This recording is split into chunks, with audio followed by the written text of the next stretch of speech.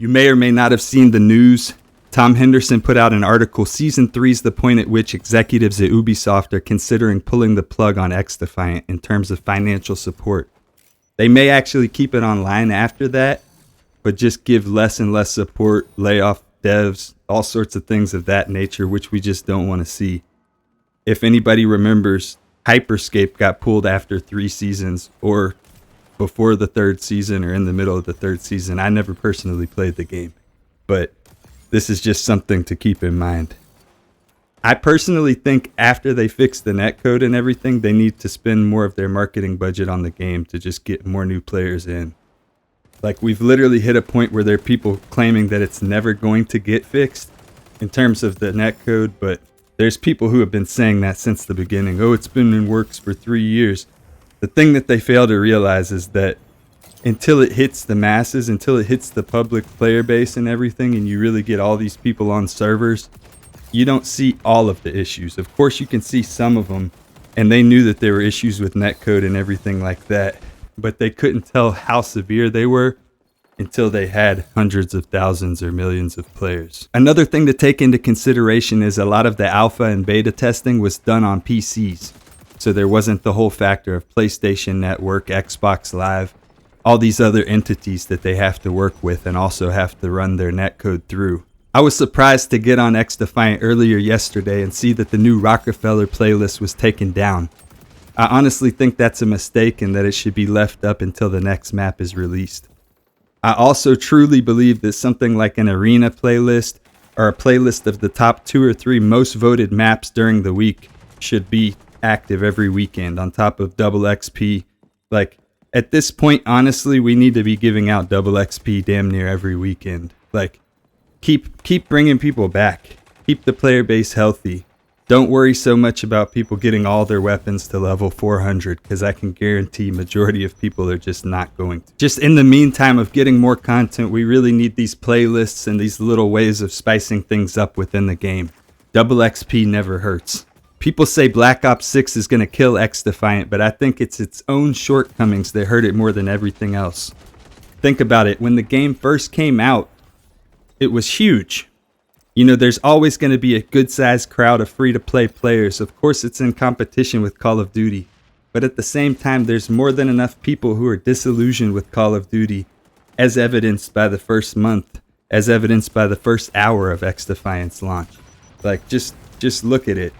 People always fall off of games and everything like that. Some people even say no SBMM is what drove people away from XDefiant, which I find comical, because I think it was strictly the netcode and lack of content. People just burnt out. They got bored. There was no prestige system. There was no reason to level up your character. Some people are honestly just burnt out with the hero shooter genre in general, as evidenced by another game I'll talk about later in this video. Another game on the Snowdrop engine, Star Wars Outlaws, seems to be underperforming sales-wise, putting more pressure on Assassin's Creed Shadows to pull in the quarterly money that Ubisoft needs to reach goals. Unfortunately, things like this just put more pressure on XDefiant, because even though they're not the same development team, you have to understand they're under the same umbrella, the same company. At the end of the day, companies are going to move parts around, let people go, do whatever they need to do to balance the books. Something like Star Wars Outlaws probably costed a good amount of money to make, and it's said to be underperforming compared to Jedi Survivor or whatever the previous Star Wars game was called. Alright, now we got to talk about the biggest flop possibly ever in gaming history, Concord. I'm sure that you probably heard of it. It took 8 years to develop for Sony and rumored $250 million. And it was released to have only 50 concurrent players on Steam. I think during the open beta, they had like 2,500 players or 2,000. But that's just heart-wrenching, honestly. I mean, think about this. This is a Sony flagship game, $40 price tag. Probably should have come out as free-to-play, but you know, Sony was like, we've spent so much money on this, we need to recoup. Now they're actually issuing refunds to everybody who purchased the game, both physical and digital.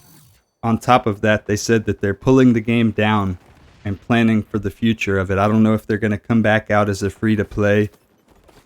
I think that's just going to probably flop because the game's pretty much been marked for death. It's like used goods. It's it's a leper at this point, pretty much. And then if they try to drop it with a price tag on it, that's just going to be even worse. Honestly, I feel really bad for the developers and anybody who planned on going pro on this game. Think of the people who quit their job and said, "Fuck you, boss. Concord comes out tomorrow. I'm going pro." I think at the end of the day, there's just so much competition in this day and age for people's attention, whether it's something on your phone, whether it's a video game, whether it's a movie or a show to watch. You know, you're just constantly being pulled in 50 different directions. Every game, every source of media has competition, constant. And I think the hero shooter genre is kind of oversaturated to some degree. XDefiant kind of sets itself apart because it's kind of like more of a casual run and gun, not as much of a tactical type of shooter. So I think that it's got a good identity. They just have to keep adding more to it.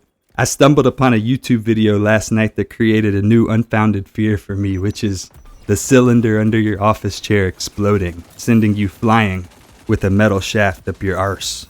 Apparently, a 13-year-old in China in 2013 or 2014 had the cylinder explode, shooting the metal shaft of the base of his gaming chair up, launching him across the room, sending shards of metal and plastic up his anus. God. And he fucking died, too. This makes me feel a little bit more comfortable knowing that my office chair has a gas leak where the chair just sinks down. So there's not very much pressure going on there. I feel a little bit more comfortable with the fact that I have to use little like hose rings to tighten up the chair to make it stay at the height that I want it to stay at. A little bit of random stuff in this video, but hey, you wanted another one, you got one. One final thing I want to talk about is just how crazy this whole tribalism thing is. As much as I think it's dumb, like Xbox versus PlayStation, I find it just as dumb whether it's XDefiant versus Call of Duty, and people who feel the need to come into videos. Like, if you don't like something, why are you clicking the video? I appreciate everybody who doesn't like XDefiant still clicking my videos because it gets me views. I'm not getting paid for them, but hey, it's growing the channel.